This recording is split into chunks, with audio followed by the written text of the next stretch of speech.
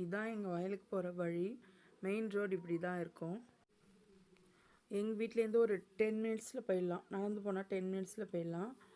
என்னென்னா சுற்றி எங்கே பார்த்தாலும் ஒரே க்ரீனிஷாக தான் இருக்கும்.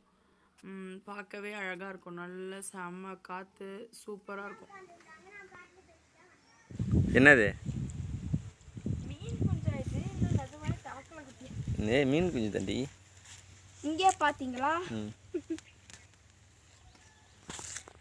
கிளாரிட்டி கிடைக்கல. மீன் குஞ்சு தான் பாரு. இது இவ்வளோ ஃபாஸ்ட்டாக ஓடாது. நான் சில்வர் கலரில் இப்போ தான் ஒரு மீன் பார்த்தேன். சில்வரில் வந்து சைடில் சில்வராக இருக்கும்.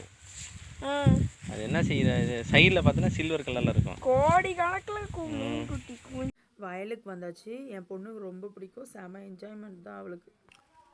கொஞ்சம் க்ளீனிங் ஒர்க்லாம் நடக்குது. அவள் அப்படியே வாட்ச் பண்ணிகிட்டு இருப்பா, என்ன பண்ணுறாங்க என்னென்னு அவங்க அப்பாட்ட ஏதாவது கேட்டுகிட்டே இருப்பாள்.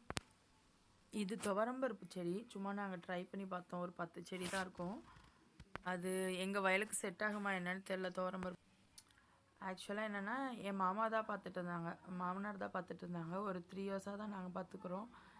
உளுந்து போட்டால் என்ன ஆகுது அப்படின்னா, உளுந்து பயிரெலாம் மிஸ்டர் எலி வந்து சாப்பிட்டுட்டு போயிடுது. என்ன பண்ணாலும் அதை கண்ட்ரோல் பண்ணவே முடியல. அந்த பனைமரம்லாம் எங்களோடது தான். ஏப்ரல் மேக்கு செம சூப்பராக இருக்கும். நீங்கள் முன்னாடி பார்த்ததுக்கு இப்போ நல்லா எல்லாமே வளர்ந்துருச்சு. எல்லாம் ஒரே காற்றுல செம டான்ஸ் தான். எல்லா செடியும் செம காற்று. நிறைய பட்டர்ஃப்ளை, அவ்வளோ பேர்ட்ஸ் வரும். கொக்கு, பீகாக் அந்த மாதிரி நிறைய வரும். தயவு செஞ்சு யாருமே ஃபுட்டை வேஸ்ட் பண்ணாதீங்க. இது அவ்வளோ கஷ்டம் பண்ணுறது.